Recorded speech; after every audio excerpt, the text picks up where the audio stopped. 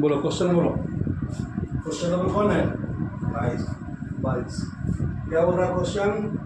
ए, B तथा सी मिलकर एक व्यापार आरंभ करते हैं। ठीक है।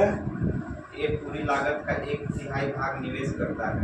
अच्छा, तथा बी का ए पूरी लागत का 1/3 निवेश करता है। पहले बेसिक समझिए। मान लो टोटल पैसा ए बी सी जो निवेश कर रहा है वो आपका x रुपया है। तो बोल रहा है ए पूरी लागत का 1/3 निवेश करता है, मतलब x/3 निवेश करता है। आगे बोलिए। तथा बी का निवेश ए तथा सी के बी का निवेश ए और सी के निवेश के योग के बराबर है।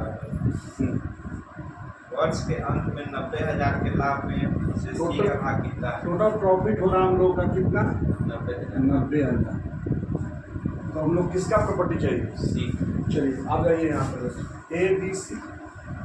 यार देखिए पहले बेसिक समझिए।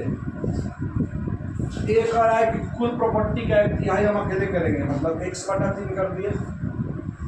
अब यहाँ मेन पकड़ना है कि बी के बारे में क्या किया जाता है। बी कह रहा है कि ए और सी के योग के बराबर करेंगे। इधर भी मान लो बी जोड़ दिया और इधर भी बी जोड़ दिया तो कोई फर्क पड़ता है? बोलो। यहाँ हो जाएगा 2b, 2b बराबर a प्लस बी प्लस, और a प्लस बी प्लस का मान कितना है?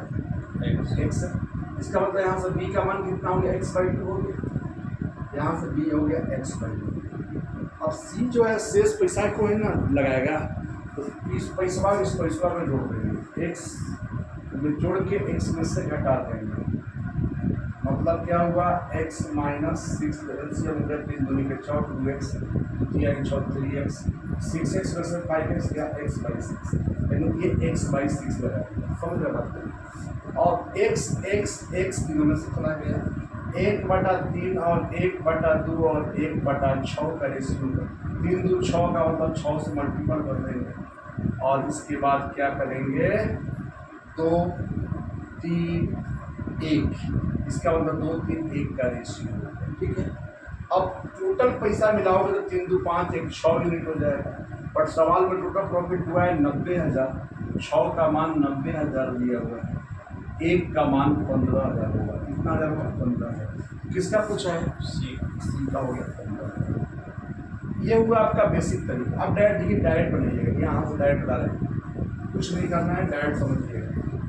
कुछ नहीं करना है, डायरेक्ट समझिएगा। ठीक। ए बी सी बोल रहा है कि ए 1/3 लगाया। क्या लगाया?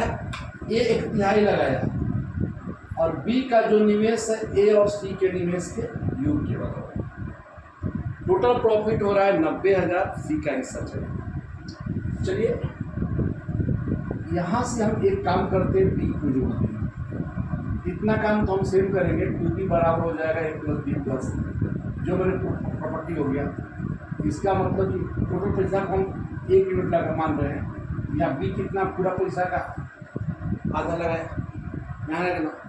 आप देखिए बी पूरा पैसा का आधा लगा रहा है, एक पूरा पैसा का 1/3 लगा रहा है। आप क्या कीजिए? 2 और 3 का एलसीएम निकाल लीजिए। 2 और 3 का क्या निकाल लीजिए? एलसीएम। 6 हो गया।